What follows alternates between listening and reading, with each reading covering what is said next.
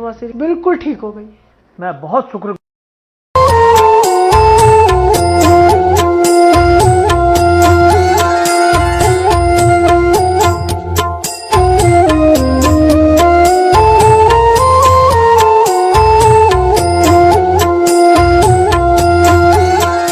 गीता 18 के श्लोक नंबर 62 में भगवान स्वयं कह रहे हैं कि अर्जुन उस परमेश्वर की शरण में जा जिसकी कृपा से परम शांति व शाश्वत स्थान अर्थात सतलोक को प्राप्त होगा।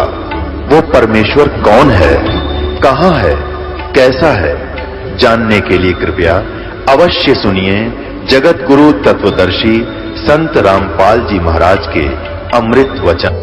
गीता जी अध्याय नंबर 15 के श्लोक 16 और 17 में कहा कि सरपुरुष और अक्षर पुरुष ये दो प्रभु हैं, ये दोनों ही नाशवान हैं। इनके अंतर्गत जितने भी प्राणी हैं वो भी नाशवान हैं, उनकी भी जन्म मृत्यु होती है। और ये सरपुरुष भी और अक्षर पुरुष भी नाशवान है, लेकिन जीव आत्मा किसी की नहीं मरती। 17वें श्लोक में 15वें अध्याय के गीता जी में कहा है कि उत्तम पुरुष है तो अन्य, ये परम अक्षर ब्रह्म की तरफ संकेत है, सतपुरुष की तरफ संकेत है। उत्तम पुरुष तो और ही है इन दोनों से, सरपुरुष और अक्षर पुरुष से। वही तीनों लोकों में प्रवेश करके सबका धारण पोषण करता है और वही वास्तव में परमात्मा कहता है और वही वास्तव में विनाशी है। तो यहां सरपुरुष और अक्षर पुरुष ये ऐसे परमात्मा ने हमें बताया, ये ऐसे इनकी उत्पत्ति हुई। हम सभी वहां रह रहे थे, वहां जरा मरण नहीं था, बुढ़ापा नहीं था। सबसे बड़ा कैर जीव पर बुढ़ापा और फिर मौत है। दोनों ऐसे जुल्म हमारे ऊपर यहां गुजारी रखे और बाकी शेष जीवन में पता नहीं कितनी कितनी आपदाएं आती हैं। अपने आत्माओं सारा जीवन हम जिन बच्चों के पालन पोषण में, जिनके प्यार में और फिर उनके कोठी और बंगले बनाने में गुजार देते हैं और फिर मृत्यु होती है, हमसे छीन लिया जाता है। युग क्या का जीवन यहां पर। और वृद्धावस्था में सारी आपदाएं, सभी दुख इसके ऊपर आ जाते हैं। दांत रहे ना, आंखों से दिखे नहीं, कानों से बहरा हो जा, गोड्डे काम करे नहीं और अस्थि पिंजर शेष रह जाता है। अंतिम सांस गिनता रहता है कब मौत आएगी। तो पुण्यात्माओं, हम वहां रहा करते थे, हमने कैसे गलती करी ये दंत कथा ना समझना पुण्यात्माओं। ये गॉड गिवन ज्ञान है। ये सतपुरुष परमात्मा ने बताया हमारे को आकर जब हमारी आंखें खुली। ये सत्यनारायण कथा है, ये अमर कथा है। अब कुछ दिनों के बाद क्या हुआ, हम ठाठ से रह रहे थे, कोई दुख नहीं, किसी प्रकार का कष्ट नहीं। हमारा शरीर था मनुष्य सदृश था और उसमें ये स्नायु यानी नाड़ी का जोड़ जुगाड़ नहीं था, 5 तत्वों से बना पुतला नहीं था, एक नूर से बना हुआ था। हमारे शरीर का वहां इतना नूर है, इतना प्रकाश है जैसे 16 सूर्यों जितना प्रकाश एक अंश का आत्मा का। और परमात्मा का वहां हमसे घना अधिक प्रकाश है। एक रोमकूप में करोड़ सूर्य करोड़ चंद्रमा मिला दे, ऐसे सतपुरुष के शरीर का इतना प्रकाश है। एक रोमकूप में करोड़ सूर्य करोड़ चंद्रमा से अधिक रोशनी है, वो इतना समर्थ है। कुछ दिनों के बाद इस ज्योति निरंजन को एक बकवाद सूझी सरपुरुष को। इसने सोचा कि हम 3 एक द्वीप में रह रहे हैं और बाकी सभी को अलग अलग से स्थान दे रखा है। इसने खड़ा होकर के तप करना चाहा, क्योंकि तप से राज्य प्राप्त होता है। जब इसने 70 युग तक तप कर लिया, परमेश्वर ने पूछा कि भी क्या चाहता है ज्योति निरंजन। सत्य पुरुष कबीर साहब ने पूछा, तू क्या चाहता है सरपुरुष। तब इसने कहा कि प्रभु ये स्थान मेरे लिए कम है पिताजी, कुछ अलग स्थान चाहिए। परमेश्वर कबीर देव जी ने इसको एक 21 ब्रह्मांड दे दिए वहीं सतलोक में। जैसे एक धनी पिता अपने पुत्र को 21 प्लाट बांट दे के लिए, ये तेरे हिस्से के होंगे। ये उन प्लाटों में सर सपट्टे करे, कभी उसने देखा कभी उसने देखा, बड़ा खुश हुआ। फिर इसने सोचा इसमें कुछ कंस्ट्रक्शन भी होनी चाहिए। इसने 70 युग तक फिर तप किया। फिर परमात्मा ने पूछा, बोल भाई क्या मांगता है तू? जो मांगा था तुझे दे दिया। इसने कहा, पिताजी कुछ कंस्ट्रक्शन मटेरियल और दे दो, कुछ मैं रचना रचूं वो सामग्री दे दो। तो परमात्मा ने इसको 5 तत्व और 3 गुण दे दिए अगले पुत्र खेल खिलौनों से।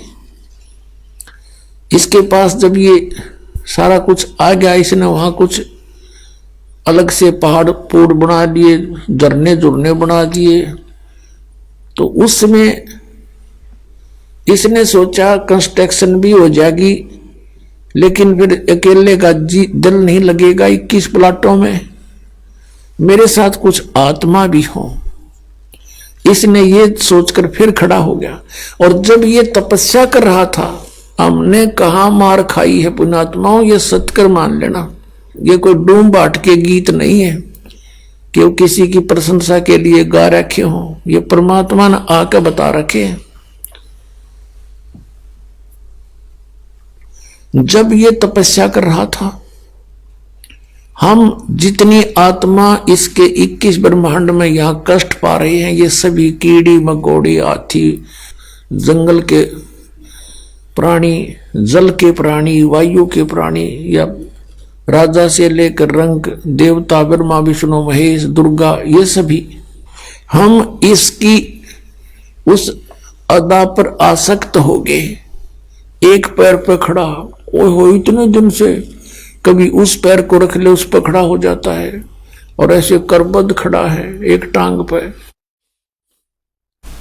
हम इस पर आसक्त हो गए, अपने मालिक से, अपने पिता से मन हटा लिया और इस पर आसक्त हो गए।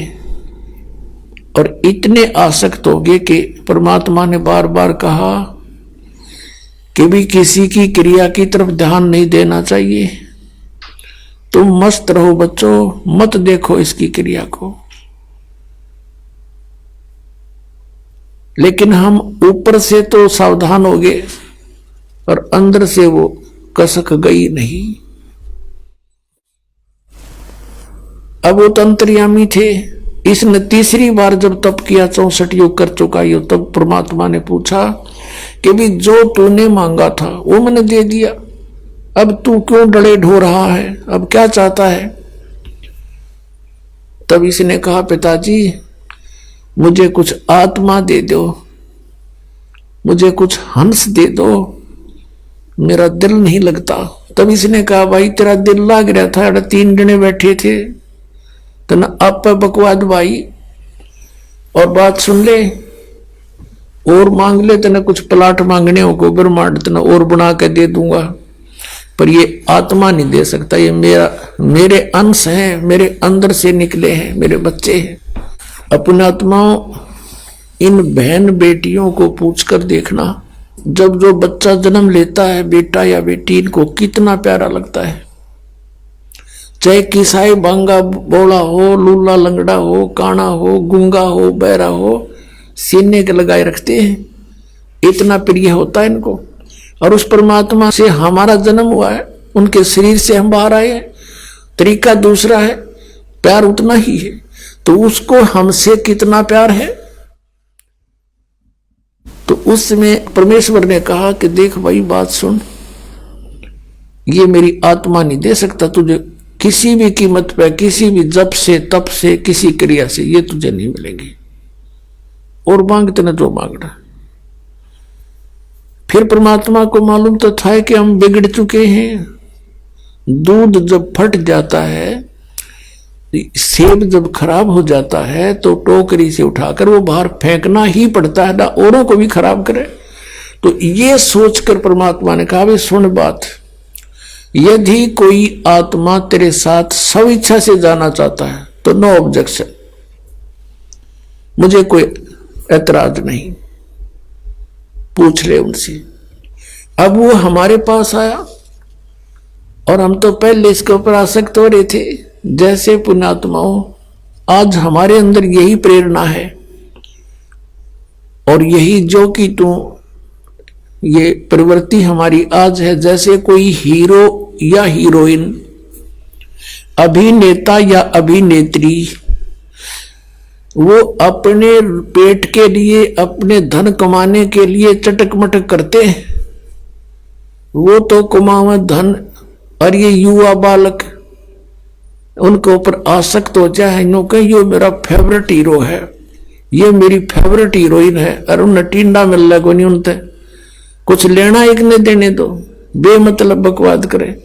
अब जैसे यहाँ कोई बरवाला में आ जावे हीरो या हीरोइन, देखो इन नौजवान बच्चों की, नो देखो लाइन लग जाएगी। वो खड़ा 1 किलोमीटर दूर तो दिखेगा उन्हें स्टेज पे बकवाद करते हुए, और नो कहोगे वो खड़ा वो खड़ी, और सारा दिन धक्के खा के फांक के दौड़ उल्टे आ जा, बता के मिल रहा उनसे। वो अपनी रोजी रोटी कमा रहे, हर ये उसके ऊपर नो आसक्त हो रहे, बस क्या बात कही। तो ये बुराई हमारे वहां से लगी थी। हमने अपने पिता को भुला दिया जो सारे सुख दे रहा था, कोई कष्ट नहीं था, और हम इसने चाहने लगे नकली को। हम ये सोच लो अपने मालिक से उल्टे हट गए, अपने पति से। हम पति भर्ता पद से गिर गए और हमने यूं खत्म कर लिया ज्योत निरंजन। हम इसको चाहने लगे। तब परमात्मा ने कहा ठीक है भाई, जा तू पूछ ले उनसे। ये हमारे पास आया, हम तो पहले ही चा चढ़ रहा था इसका। इसने कहा कि मैंने पिताजी से ऐसे ऐसे 21 ब्रह्मांड लिए हैं और मटेरियल ले लिया है, वो ये बनाऊंगा, ऐसे ऐसे झरने रचूंगा, बाग बगीचे लगाऊंगा, तुम चलोगे हमारे साथ? हम तो तैयार थे। हमने कहा यदि पिताजी आज्ञा दे देंगे तो हम तैयार हैं। ज्योत निरंजन हमारे पिताजी के पास गए, सतपुरुष के पास कहे पिताजी कुछ आत्माएं मेरे साथ चलने को तैयार हैं। परमेश्वर ने कहा भी ऐसे नहीं, मेरे सामने स्वीकृति दिलवा दे, फिर मैं अलाउड कर दूंगा। उसने कहा था कि वो आपकी स्वीकृति चाहते हैं, कुछ जाने को तैयार हैं। तो परमात्मा ने कहा कबीर साहब जी ने कि मेरे सामने स्वीकृति दिलवा दे, मैं तब कह दूंगा, अलाउड कर दूंगा। दोनों आगे हमारे पास। अब हम देखकर सामने पिता को नीची गर्दन कर ली। परमेश्वर ने पूछा भी कौन कौन इसके साथ जाना चाहते हैं इसके लोक में, हाथ खड़ा कर लो। अब हमने एकदम सन्नाटा छा गया, शर्मा गए, सबको शर्म आई। अब कैसे अपने पिता के सामने कहे? इन्होंने मना कर रखा था कि तुम इसकी ओर मत देखो। हमारे अंदर ये छल कपट भी वहीं से विद्यमान हुआ था और हम उस पवित्र लोक में रहने योग्य रहे नहीं थे। तब परमात्मा ने कहा भी बोलते क्यों नहीं तुम? ज्योत निरंजन तू तो कह रहा था कि कुछ तैयार है, तो कोई बोलता ही नहीं। तब हमने सोची कदे बात बिगड़ जा और हम यहीं रह जाए। तो सबसे पहले एक हंस खड़ा हुआ, उसने कहा कि जी मैं जाना चाहता हूं पिताजी के साथ में। सबसे पहले खड़ा हुआ। फिर हमने सोची कदे हम पीछे रह जाए, हम भी खड़े हो गए, दोनों हाथ कर दिए, केक की छोड़ दोनों, पूरे जितने यहां पर हम आए पड़े हैं। तो परमात्मा ने कहा भाई ठीक है, ये सब देख लिए मैंने, जो तेरे साथ जाना चाहते हैं ऐसे नहीं भेजूंगा, इनको मैं अपने तरीके से भेजूंगा तेरे पास, ऐसे तो जा ही नहीं सकते ये, आप जाइए। अब वो चला गया अपने, वहीं ये लोग वहीं थे 21 ब्रह्मांड, उस सतलोक के एक कोने में, बाहर जैसे बाहरली दिल्ली हुआ करे ना, बाह्य दिल्ली गांव गुम से हुआ करे, ऐसे बाहर की तरफ इसको सेट कर दिया था। तब परमात्मा ने क्या किया, जिस आत्मा ने सबसे पहले स्वीकृति दी थी, खड़ा होकर के हिम्मत करी थी, उसका एक युवा लड़की बना दिया। उसके प्रजनन इंद्रिय नहीं लगाई थी, वो परमात्मा देखना चाहते थे कि इसमें और कितना कमीनापन है ज्योति निरंजन में, ये यहां इस लोक में रहने के योग अब रहा है या नहीं। और जितने हम थे हम सभी को सूक्ष्म रूप बीज रूप में करके उसका नाम प्रकृति रख दिया। प्रकृति जिसको माया भी बोलते हैं, आदि माया भी कहते हैं और इसको दुर्गा भी कहते हैं। इसके शरीर में हम सभी को प्रवेश कर दिया बीज रूप में, सूक्ष्म रूप में।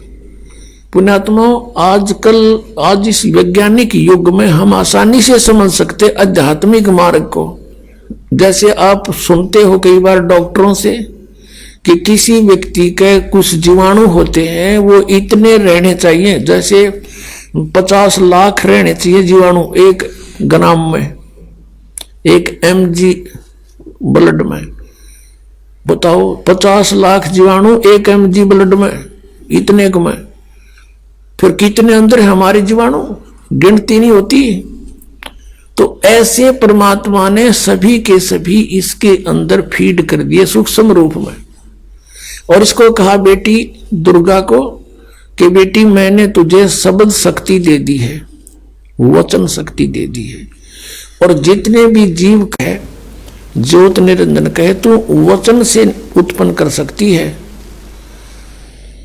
नर और मादा एक बार बोल देगी, उतने ही एकदम में बाहर खड़े होंगे। और अपने पुत्र सहजदास से कहा, जो सबसे पहले 16 उत्पन्न किए थे उनमें से एक सहजदास है, उससे कहा कि जा अपनी बहन को ज्योत निरंजन के पास छोड़िया और उसको बता देना कि इसको पिताजी ने शब्द शक्ति दे दी है, जितने जीव तू कहेगा ये उत्पन्न कर देगी। सहजदास ने जाके संदेशा सुना दिया, लड़की को वहां छोड़कर आ गया अपनी बहन को।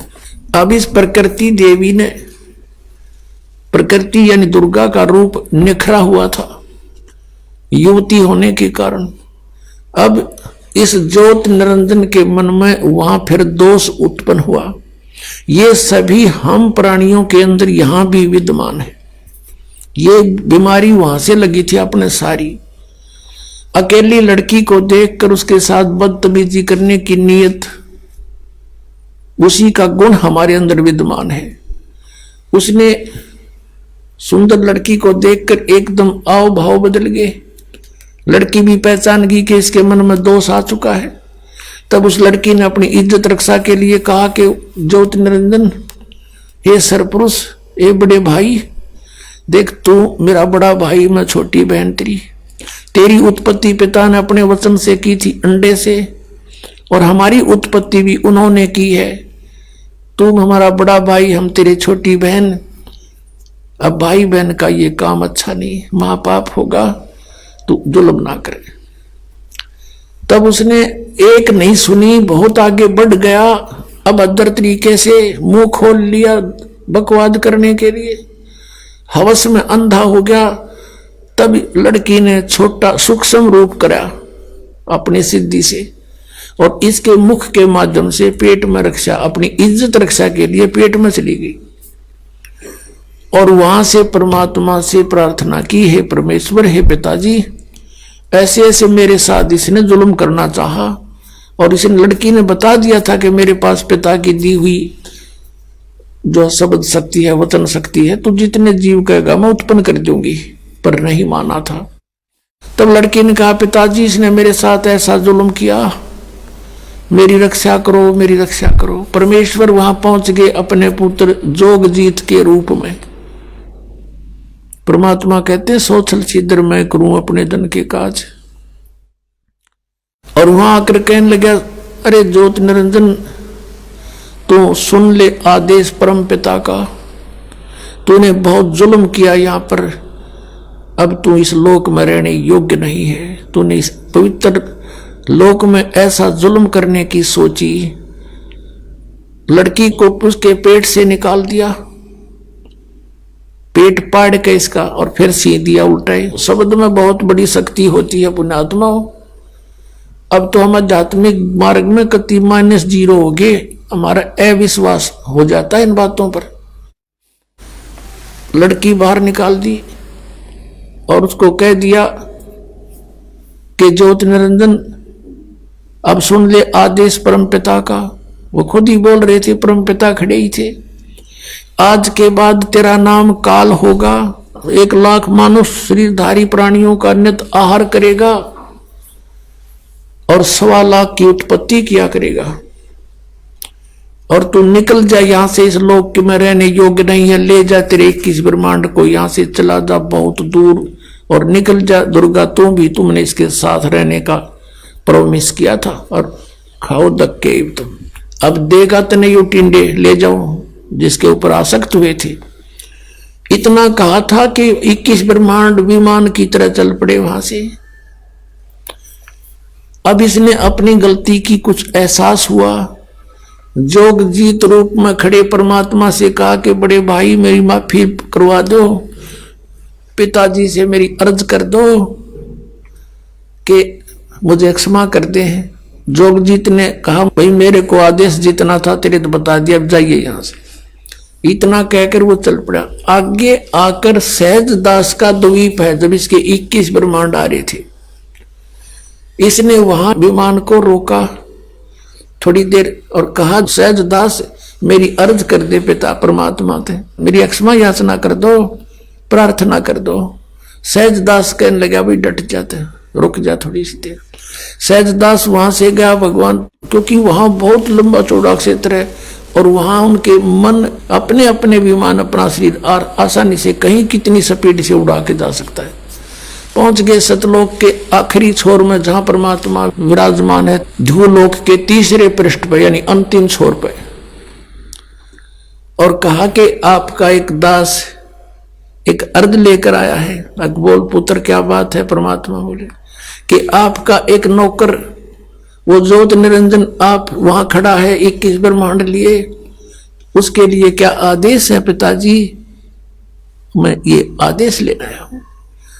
वो कुछ कह रहा कि मुझे माफ कर दे। परमात्मा ने कहा कि इसको भेज दे मन कर्म वचन से, ये दुष्ट यहां नहीं रहना चाहिए, इसको निकाल यहां से भगा दे और जा वापस। इतना कहते तुरंत वापस आ गया सहजदास और कहा भाई मैंने तो अर्ज करी थी पर तू जा बड़भागी, यहां से निकल, मन नहीं पटवा होगा तू, भाग जा से। तो वहां से 21 ब्रह्मांड लेकर 16 शंख कोश की दूरी पर ये आ गया। वहां ये ब्रह्मांड रुक गए और फिर अपने आप मालिक के विधान से वो घूमने लगे, वहां चक्कर काट रहे।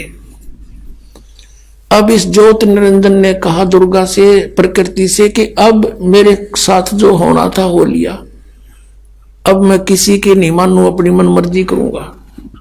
फिर उसने वही ट्राई की बकवाद करने की। दुर्गा ने फिर प्रार्थना की भाई बात सुन ले, पहले तो तू मेरा बड़ा भाई, मैं छोटी बहन तेरी, और फिर मैं तेरे पेट से बाहर आई तेरी बेटी होगी, कुछ तो लज्जा रख नालायक, कुछ तो सोच ले। पर इसने एक नहीं मानी, नख रेखा से भग कर लिया, नाखनों से इसके अंदर स्त्री इंद्री लगाई और इससे विवाह किया।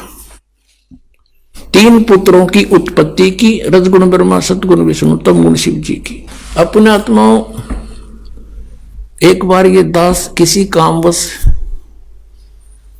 एक तहसील ऑफिस में गया हुआ था। वहां रजिस्ट्रियां होती हैं और वहां एक नंबरदार था। नंबरदार होते हैं वहां गवाही देने लिए बैठे रहते हैं, 10-20 रुपये लिया करते थे वो, कहीं दस्तखत करने होते। वह बैठे बातें कर रहे, आप पे कोई बात चल गई, वैसे से एक गोत्र की लड़की से उसी गोत्र के लड़के ने विवाह कर लिया, या कोई उनकी माँ का गोत मिला था क्यों कर गया था। उसके ऊपर पंचायत पंचूत होने लग रही थी, पेपरा मारी थी, उस पर डिस्कस हो रहा था। वो एक बूढ़ा नंबरदार ने बोला भाई पहले तो देखो बात सुनो, मैं अपनी बताता हूं कि मेरे 3 ब्याह हो लिए। पहला ब्याह हुआ, कोई बालक नहीं हुआ, उसकी मृत्यु होगी। दूसरा ब्याह हुआ, एक पुत्री होते उसकी मृत्यु होगी। अब तीसरा ब्याह है मेरा, और 3 बार में पंडित ने फेरे करवाए। तो सबसे पहले हमको बाण भाई बनाया कि काश्यप गोत्रा काश्यप गोत्री, यहां से शुरू करें ये मंत्र बोलना। तो परमात्मा ने कहा गरीबदास जी ने कि काश्यप गोत्रा काश्यप गोत्री पंडित शाखा लाया और कोई तत्वेता ज्ञानी जाने बाण ब्याह घर लाया। अब ये है वो काश्यप गोत्र और काश्यप गोत्री जो बाण ने ब्याह के ला रहा युग काल, और उससे हमारी उत्पत्ति हुई है। तो वो जो कहता भाई इन लोग नहीं समझ में आ रही मेरे आज तक जो काश्यप गोत्र और काश्यप गोत्री, क्योंकि हमने बाण भाई तो युग बना के चल रहे हैं। तो अब परमात्मा ने बताया कि काश्यप गोत्रा काश्यप गोत्री ये कहते से पर इन्हें पता खक भी नहीं ये किस लिए बोल रहे हैं, किसके विषय में कह रहे हैं। काश्यप गोत्रा काश्यप गोत्री पंडित शाखा लाया और कोई तत्वेता ज्ञानी जाने बाण ब्याह घर लाया। अब पुण्यात्माओं, अभी तक पहली बार कोई व्यक्ति कोई श्रद्धालु इस कथा को सुनता है। विशेषकर पहले जब दास सुनाया करता था सामने वाला न्यू हंसा करता अंदर अंदर और फिर न्यू कहता क्यों गप्पे मारे है, या भी कोई बात हुई या कोई कथा हुई। अरे इतने नारी कोई कथा को ना पृथ्वी पे, क्योंकि उनको ये नहीं मालूम था कि ये प्रमाणित है। पुणात्माओं 600 वर्ष पहले मालिक ने सतपुरुष ने कबीर देव जी ने आके एक धानक रूप में जुलाहे रूप में सहशरीर आए थे और सहशरीर गए थे। ये परमात्मा पूर्ण ब्रह्म है, सारी सृष्टि की रचना है। उस समय इन्होंने 600 वर्ष पहले अपनी वाणी में ये वचन बोले थे और परमात्मा यही बताया करते थे। लेकिन ये ब्राह्मण लोग यानी हमारे ऋषि गुरु पवित्र हिंदू धर्म के इस बात की घनी काली मान गए कि ये झूठ बोलता है, ब्रह्मा विष्णु महेश नासवान है, इनकी माता है, इनका पिता है, ये तो अजर व अमर है, सर्वेश्वर है, महेश्वर है, किसी ग्रंथ में नहीं लिखा है। तो उसने हमारे पूर्वज अशिक्षित थे, शिक्षा केवल एक ब्राह्मण वर्ण ही अधिकारी था उसके ग्रहण करने का, तो उनकी दाल गली रही और परमात्मा 600 वर्ष आए थे पहले। यदि वो उस समय ये टांग ना अड़ाते, हमें मिसगाइड नहीं करते, तो हमें सारा काम सुलझा सड़जा मिलता आज के दिन। आज दास के साथ जो इतना संघर्ष चल रहा है, इतनी परिश्रम कर रहा है, 4-4 घंटे सत्संग, 5-5 घंटे सत्संग, और फिर सदग्रंथों को पढ़ना, उनको निष्कर्ष निकाल के आपके समक्ष करना, ये नहीं करना पड़ता। लेकिन उस समय इन्होंने किसी ने परमात्मा के इस तत्व ज्ञान पर विश्वास ना किया और ना करने दिया। तो पुण्यात्मा एक बात हमारे और बढ़िया होगी कि आज हम परमात्मा को पहचान सकते हैं कि जिसको ये अशिक्षित कहा करते कबीर तो अशिक्षित है, ये क्या जाने वेदों और गीता और पुराणों के बारे में, क्योंकि वो संस्कृत भाषा में है, ये झूठा है। और उस परमात्मा ने 600 वर्ष पहले ये बता दिया था कि ब्रह्मा विष्णु महेश नासवान है, इनके माता पिता हैं, इनका जन्म मृत्यु होता है। 600 वर्ष पहले परमात्मा कबीर जी ने जो वाणी बोली थी पवित्र कबीर सागर के अंदर विद्यमान है। आप देखिएगा, प्रथम खंड कबीर पंथी भारत पथिक स्वामी युगलानंद बिहारी द्वारा पुरस्कृत, और ये कहां से छपा है? प्रकाशक एवं मुद्रक हैं खेमरा श्री कृष्ण दास प्रकाशन, अध्यक्ष श्री वेंकटेश्वर प्रेस, खेमरा श्री कृष्ण दास मार्ग, मुंबई से। अब इसके अंदर हम आपको दिखाते हैं सृष्टि रचना। ये है ज्ञान बोध नामक एक अध्याय है और ये बोध सागर एक खंड है। ये देखिएगा 21 पृष्ठ पे नीचे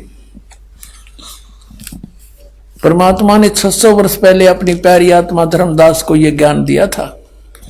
धर्मदास ये जग बोराना, कोई न जाने पद निर्वाणा, यही कारण मैं कथा पसारा, जग से कहिए वो राम नियारा। ये नाम नहीं है, ये गलत लिखा इन्होंने कबीरपंथियों ने। ये बाद में संशोधन में इन्होंने अपने हिसाब से कुछ गड़बड़ी कर रखी है।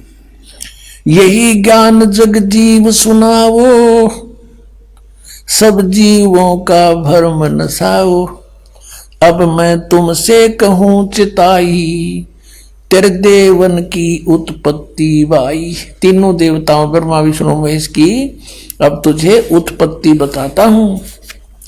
कुछ संक्षेप कहूं गहुराई, सब संशय तुम्हारे मिट जाई।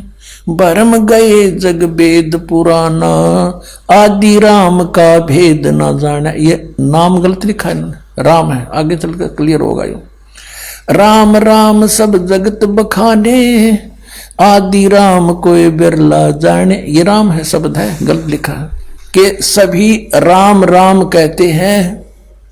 उस आदि राम सनातन परमात्मा को कोई बिरला ही जानता। ये राम शब्द है, नाम नहीं। इन संशोधनकर्ताओं ने अपनी अज्ञान सोच से कुछ इसमें गड़बड़ी कर रखी है, वही हम शुद्ध कर लेंगे। राम राम सब जगत बखाने, आदि राम कोई बिरला जाने। ज्ञानी सुने सो हृदय लगाई, मूर्ख सुने तो गम ना पाई। माँ अष्टंगी पिता निरंजन, ये जमदारुण वंशन अंजन। इन ब्रह्मा विष्णु महेश की माता तो अष्टंगी दुर्गा है, इनका पिता ज्योति निरंजन है। पहले कीन निरंजन राई, पीछे से माया उपजाई। कहते पहले तो ज्योति निरंजन को उत्पन्न किया इस काल को अंडे से, और पीछे से दुर्गा की उत्पत्ति की। माया रूप देख अति शोभा, यु देव निरंजन तन मन लोभा। दुर्गा के सुंदर रूप को देखकर इसके मन में दोष आ गया। काम देव धर्मराय सताए, देवी को तुरंत धर खाए। पेट से देवी करी पुकारी, हे साहेब मोहे करो उबारी। पेट से दुर्गा ने पुकार करी। टेर सुनी सतगुरता आए, अष्टंगी को बंद छुड़वाए। परमात्मा कहते हैं कि टेर सुनी तहां हम आए, यहां इन्होंने अपने हिसाब से लिख दिया। सतगुरु तहां आए, अष्टंगी के बंध छुड़वाए, यानी उसके पेट से निकाले बंधन से। अब 22 पृष्ठ पर ज्ञान बोध। धर्म राय को हिकमत की ना, नख रेखा से भग कर लेना। नाखनों से स्त्री इंद्री लगा बना दी। धर्म राय करे भोग विलासा, माया को रही तब आशा। ये दुर्गा प्रेग्नेंट हुई। 3 पुत्र अष्टंगी जाए, ब्रह्मा विष्णु शिव नाम धराए। 3 देव विस्तार चलावे, इनमें यो जग धोखा खावे। पुरुष गम कैसे के पावे, काल निरंजन जग भरमावे। 3 लोक अपने सुत दीना, सुन निरंजन बासा लीना। अलख निरंजन सुन ठिकाना, ब्रह्मा विष्णु शिव भेद न जाना। आज तक ब्रह्मा विष्णु महेश को नहीं पता हमारा पिता कौन है। 3 देव सो उसको ध्यावे, निरंजन का वो पार न पावे। ये तीनों देवता ब्रह्मा विष्णु महेश कहते आज तक उसी की खोज में लग रहे, न वो भी ना पा लिया। सतलोक तो बहुत दूर की बात है। अलख निरंजन बड़ा बटपारा, बटपारा मन ठग धोखेबाज है ये। और 3 लोक जीव कीन आहारा, तीनों लोक के जीवों को खा रहा है। पाताल लोक, स्वर्ग लोक, पृथ्वी लोक। ब्रह्मा विष्णु शिव नहीं बचाए, सकल खाए पुन धूल उड़ाए। ब्रह्मा विष्णु महेश को भी खाता है, इनकी भी जन्म मृत्यु होती है। तिनके सुत हैं तीनों देवा, अंदर जीव करते हैं सेवा। कहते हैं इन दुर्गा और काल के 3 पुत्र हैं। अरे तत्व ज्ञानहीन प्राणी इन की पूजा करते हैं, काल की पूजा करते हैं। ये अकाल पुरुष का हो नहीं चीना, काल पाए सभी गैलीना। 3 देव और असुर अवतारा, ताको बजे सकल संसारा। 3 देवताओं को, और फिर जैसे राम के साथ रावण की भी गिरले महिमा गाँव है। कहते हैं असुरों को भी गिरले बजे ये। और 3 गुणों का ये विस्तारा, धर्मदास मैं कहूँ पुकारा। तीनों गुण रजगुण ब्रह्मा सतगुण विष्णु तम गुण शिव जी। गुण तीनों की भक्ति में ये भूल पड़ो संसार, कहे कबीर निज नाम बिन कैसे उतरो पार। तीन देव की करते भक्ति, उनकी कदे ना होवे मुक्ति।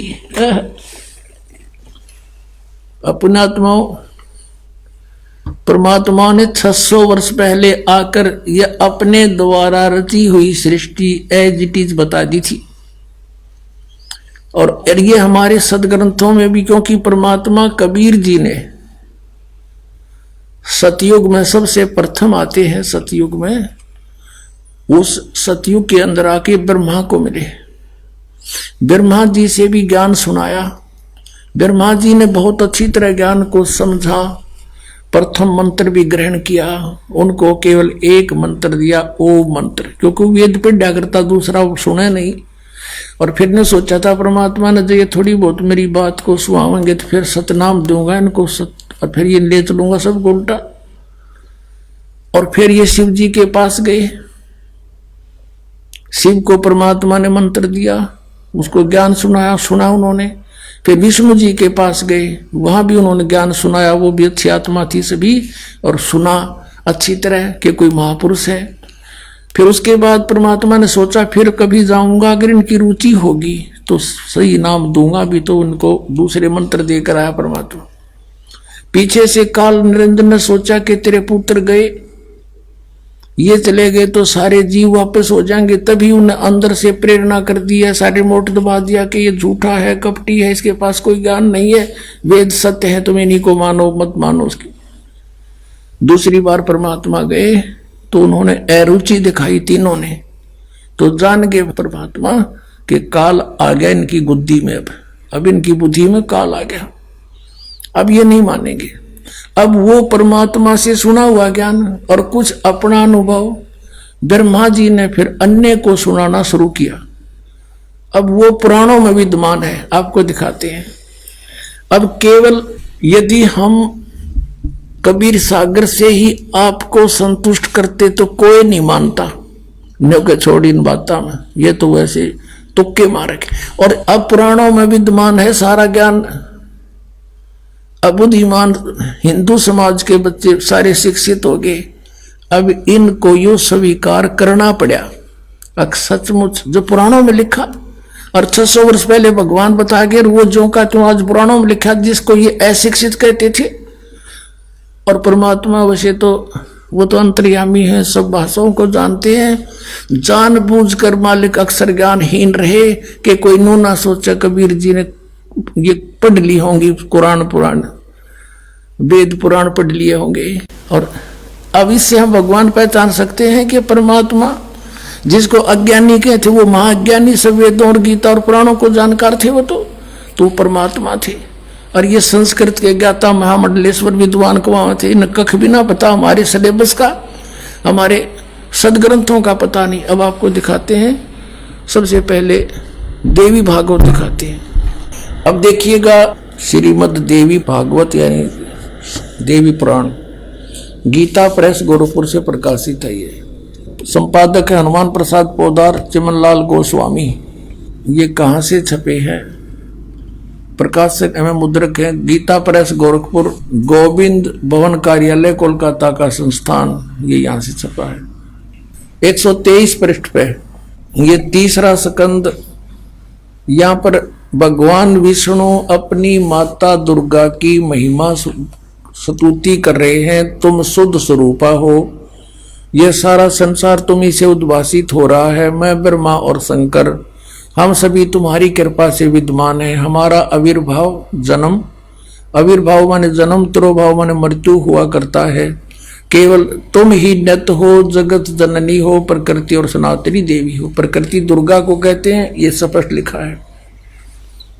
भगवान शंकर बोले, देवी यदि महाभाग विष्णु तुम्ही से प्रकट हुए हैं, उनके बाद उत्पन्न होने वाले ब्रह्मा भी तुम्हारी बालक हुए, फिर तमोगुणी लीला करने वाला शंकर क्या मैं तुम्हारी संतान नहीं हुआ? अर्थात मुझे भी उत्पन्न करने वाली तुम ही हो शिवे। संपूर्ण संसार की सृष्टि करने में तुम बड़ी चतुर हो। इस संसार की सृष्टि, स्थिति और संहार में तुम्हारे गुण सदा समर्थ हैं। उन्हीं तीनों गुणों से उत्पन्न हम ब्रह्मा, विष्णु एवं शंकर नियमानुसार कार्य में तत्पर रहते हैं। अब आप जी ने ये पवित्र श्री देवी भागवत देखा,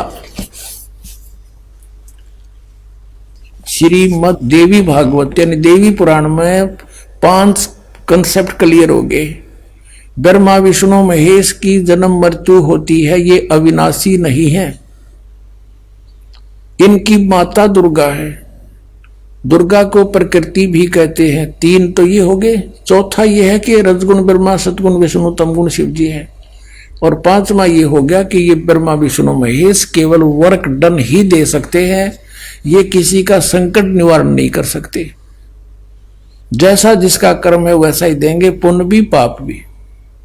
केवल परम अक्षर ब्रह्म सतपुरुष कबीर साहब वो परमात्मा है जो हमारे भाग्य के लेखों को बदल सकते हैं, बुरों को।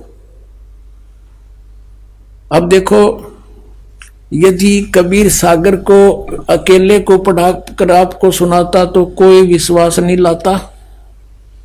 अब आपके समक्ष जो 600 वर्ष पहले भगवान बोल कर गए थे वो वचन आज सदग्रंथों ने उनको सेकंड किया, समर्थन दिया। तो इससे पुण्यात्माओं बहुत आसान हो गया आपको भगवान को पहचानना, जिसको ये अशिक्षित अज्ञानी कहा करते थे।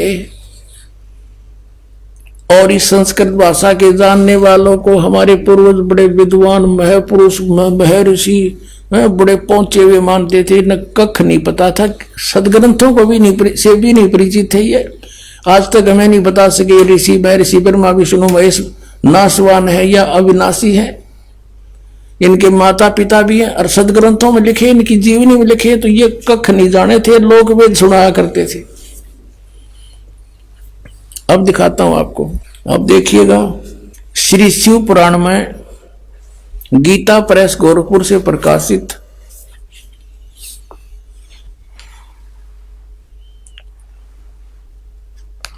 ये इसका संपादक कौन है?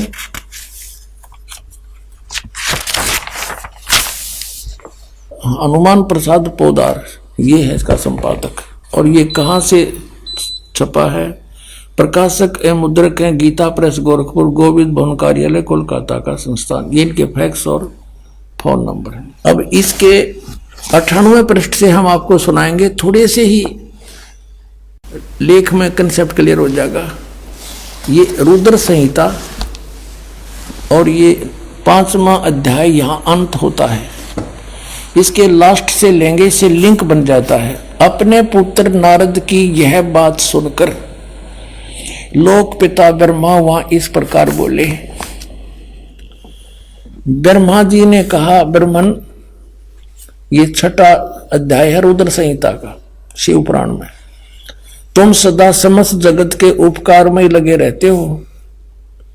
तुमने लोगों के हित की कामना से बहुत उत्तम बात पूछी है। जिस समय समस्त चराचर जगत नष्ट हो गया था, सर्वत्र केवल अंधकार ही अंधकार था,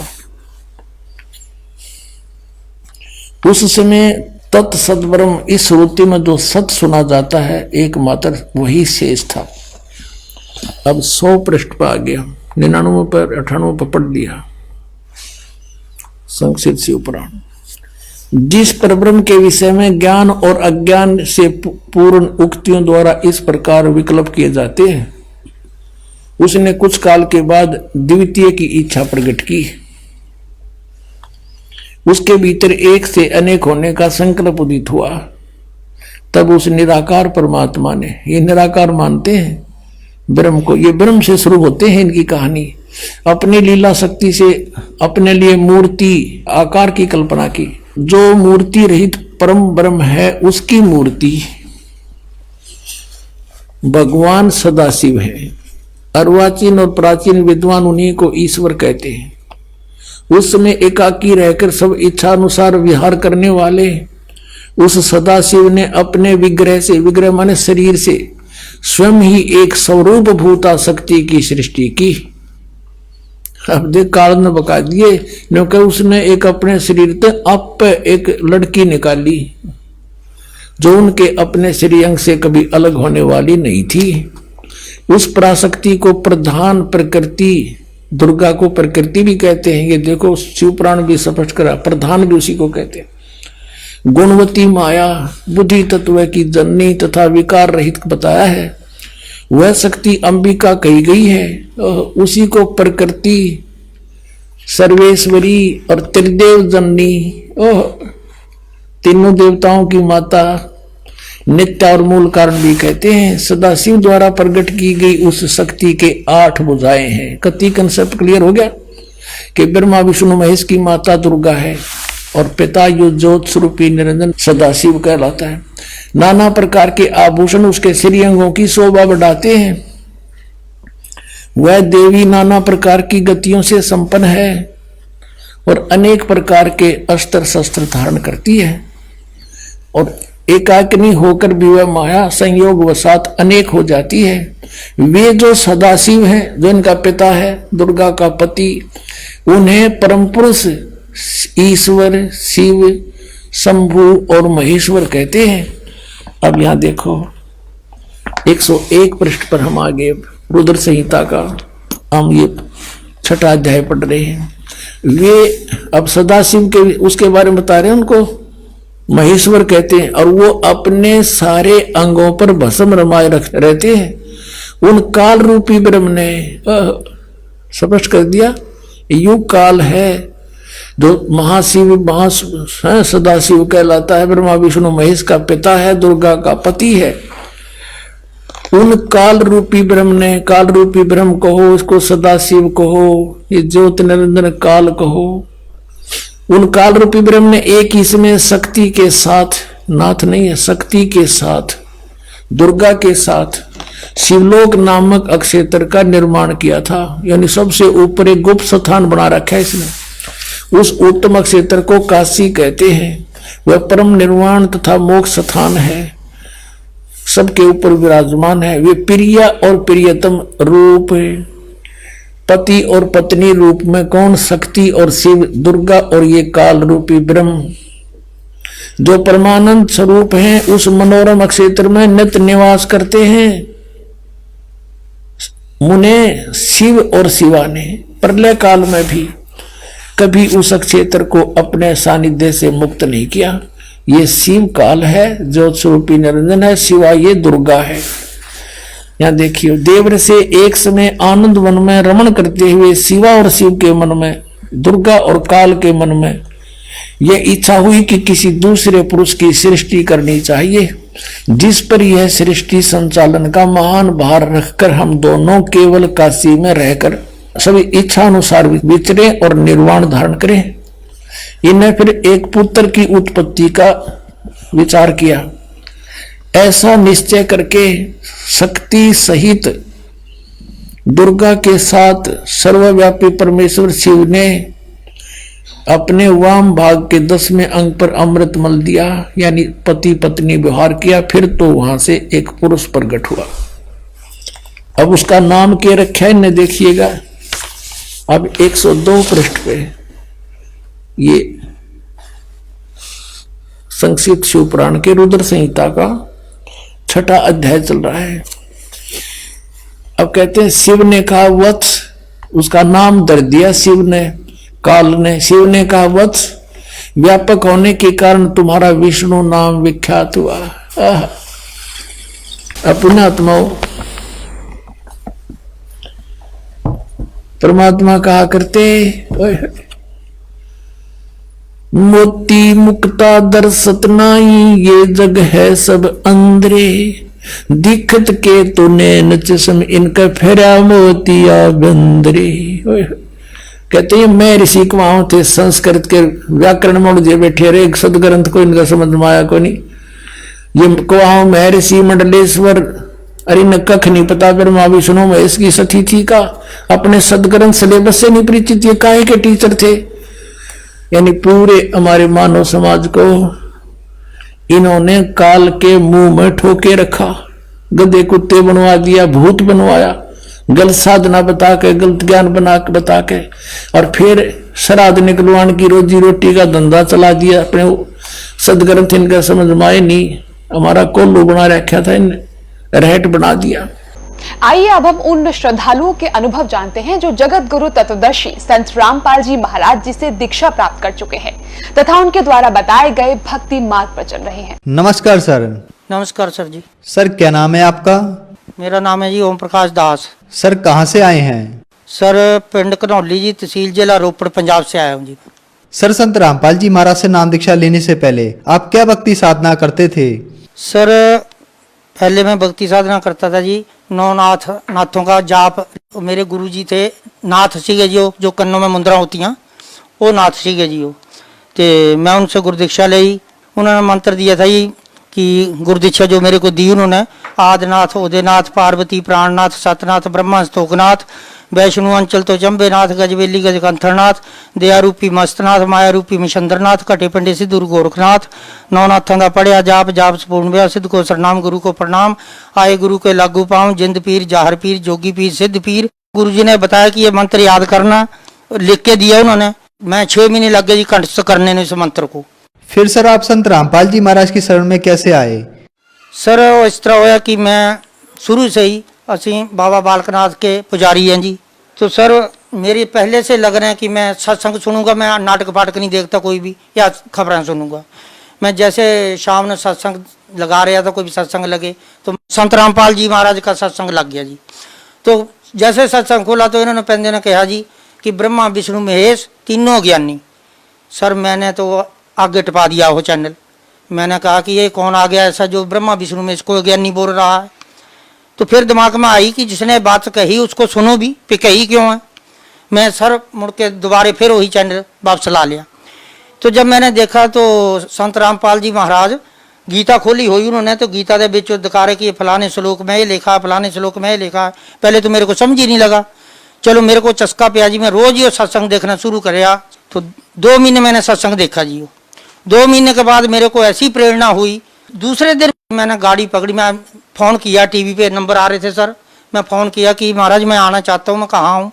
कहते आप चंडीगढ़ से बस लो और हिसार से 25 किलोमीटर पीछे बरवाड़ा है, वहाँ का टिकट लेके बरवाड़े उतर जाना, वहाँ पूछ लेना कि सतलुक आश्रम में जाना। मैं ठीक है जी। मैंने सर 2-3 बीड़ियों के बंडल ले लिए, जर्दा गुटका ले लिया, अपना मनीशन पूरा खाने का। तो चल पड़ा भी वहाँ मिले या ना मिले। तो सर जब मैं वहाँ गया, उतरा, चलो उतर गया जी। तो मैं एक दुकान वाले को पूछा कि मैंने सतलोक आश्रम बरवाला में जाना जी। कहते जी संत रामपाल जी की गाड़ी आएगी तो वहाँ कबीर भगवान के ऊपर फोटो लगी, तो संत रामपाल जी की लगी, तो ऐसे कर देना हाथ ऊपर को तो गाड़ी रोक लेंगे, आप चले जाना। मैं ठीक है जी। और जब को गाड़ी आ गई जी चले गए। जब गेट पे गए तो वहाँ तलाशी ली उन्होंने। वो मेरे को लगे कहना, कहते भगत जी आपने नामदान लिया? मगा जी लिया। कहते कहाँ से लिया? मैंने कहा जी मैं यहाँ से नहीं लिया, मैं कहीं और से लिया, मैंने तो यहाँ देखने आया हूँ। कहते भगत जी ये क्या आपने डाल रखा है? मैंने जी ये तो बीड़ी सिगरेट अपना मनीशन जो मैं खाता पीता हूँ। कहते भगत जी फिर आप अंदर नहीं जा पाओगे, यहाँ तो ये चलता नहीं है। तो मैंने कहा जी फिर मैंने सोचा कि बीड़ी बूड़ी तो फिर भी मिल जाएगी, मैं इतनी दूर आया तो मैं यहाँ तो देखा तो कुछ भी नहीं, क्या देख पाऊँ यहाँ। तो कहते इसको तोड़ के ना ड्रम पे सिटना, तोड़ के सिटना, कोई और ना उठा ले और हाथ धो के आओ। और सर मैं चला आया। जिस वेले मैं तोड़ ताड़ के चले आया तो एक बटुए पाकड़ के बीच ना जी एक सिगरेट का माल था सुल्फे का, तो वो बीच में पड़ा था। वो जिले बटुआ उन्होंने तलाशी किया, कहते भगत जी ये क्या है? मैंने कहा जी ये तो सुल्फा है। वो कहते भगत जी तुम तो हमारा भी नामदान खराब करोगे। वो कहते भगत जी इसको भी सिटो तोड़ के। मैं जिस वेले तोड़ के सिटिया ना जी, तो मैंने अपने दिल से सोचा कि संत रामपाल जी, मैं तो जानता नहीं था कि क्या है क्या नहीं। मैंने कहा ऐसे तो डेरे बहुत बनाए हो, को किसी ने डेरों पे धंधा तोड़ रखा पैसे कमाने का। तो मैंने कहा अच्छा भाई संत रामपाल जी महाराज तुम्हारे डेरे में आ रहा हूँ, मेरा मनीशन तोड़ा दिया सारा ही, तो जो तेरे जो पावर है ना, तो मैं मुड़ के इस मनीशन को हाथ ना लगाऊँ। अब है तो बुरी चीज़ है, मेरे को किसी गुरु ने मना नहीं करा। तो सर मैं जिस वेला अंदर गया, हाथ धो के उन्हें तलाशी ली, कहा जी अब जाओ जी आप देखो। तो सर जब मैं अंदर गया तो क्या देखा, तो वहाँ बोर्ड लगे हुए, यहाँ पंजाब वाले को नाम मिलता है, यहाँ यूपी वालों को मिलता है, यहाँ ऐसे ऐसे बोर्ड लगे नेपाल वालों को मिलता है। तो जहाँ पंजाब वालों का बोर्ड लगा तो वहाँ मैं देखा तो 3-4 हो अपने सिख भाई पगड़ियों वाले हो बैठे हो, गात्रियाँ वाले। मैंने कहा तो कहीं आते नहीं, ये भी इधर बैठे हैं आके। तो मैं पीछे खड़ गया उनके सर। वो मैंने सोचा कि यहाँ का नामदान भी देख लें, कैसा नाम देते हैं, हमें तो पता ही नहीं, इतना बड़ा नाम ले रखा मैंने, किसी के पास होगा ही नहीं। उनको कहा भगत जी कि गुरु बदला जा सकता है? कहता जी एक नहीं 10 गुरु बदले जा सकते हैं। मैंने कहा जी नाले बोलते कि गुरु एक ही होता है, स्त्री का पति एक ही होता है, वही भगवान होता है, तो स्त्री भी पति बदलेगी? कहते जी पति वाली बात और है, गुरु वाली बात और है। महाजुओं क्या बातें भी थोड़ा समझा दो मैंने। कहते जी एक गुरु है, आपको इतना जो मंत्र दे रखा है उसने कोई मना नहीं किया आपको खाने पीने से, सारे विकार तो आपके बीच में ही है। तो हमारे गुरु जी है जो विकारों से दूर करते हैं, नशे पत्तों से दूर करते हैं, इंसान को बचाते हैं। मैंने कहा चलो ठीक है जी, मेरे फार्म भर दो, फार्म भर दिया। जब वहाँ गए नाम दीक्षा लेने तो वहाँ टीवी पे नामदान दे दिया संत रामपाल जी ने।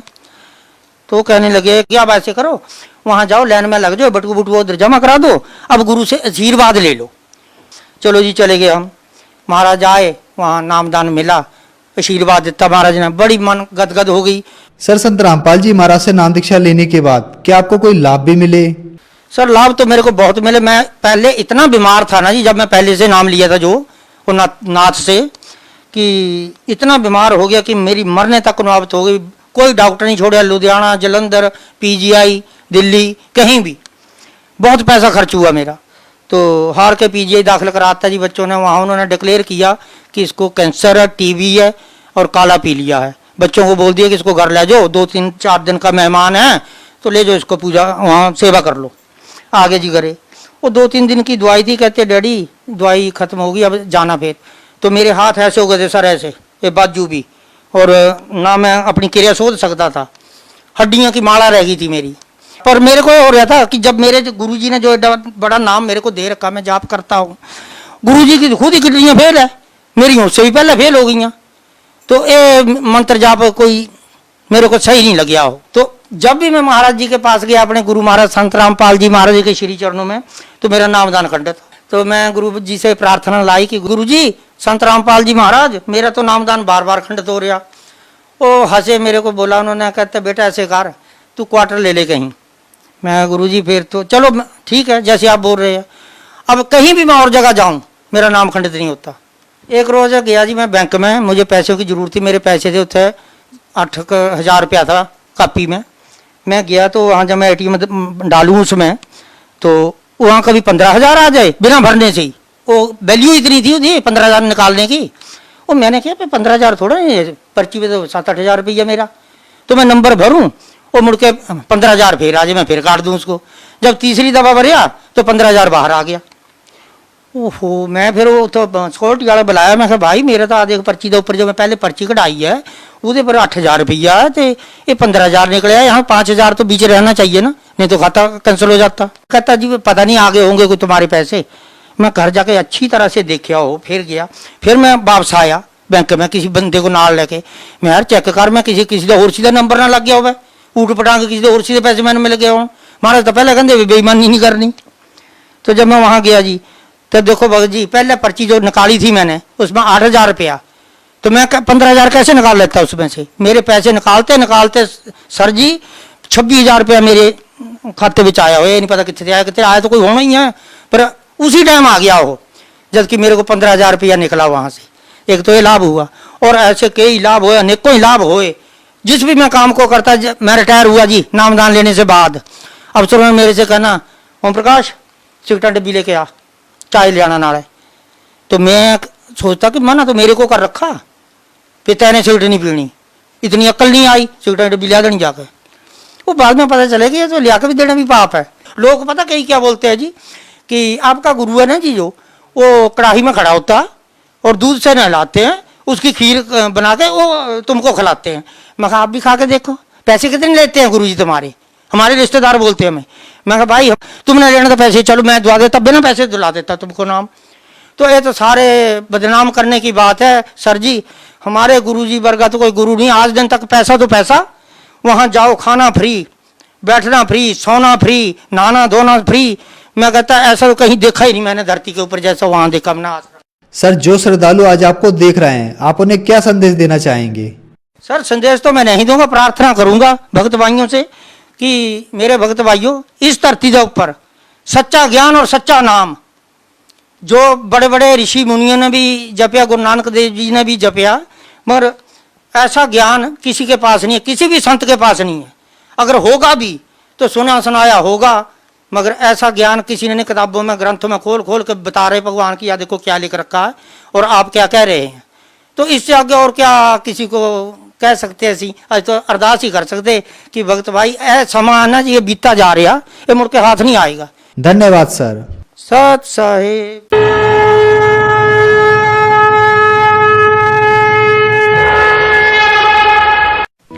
आप सुन रहे थे जगत गुरु तत्वदर्शी संत रामपाल जी महाराज के मंगल प्रवचन। अधिक जानकारी के लिए संपर्क करें 8222880541 8222880541।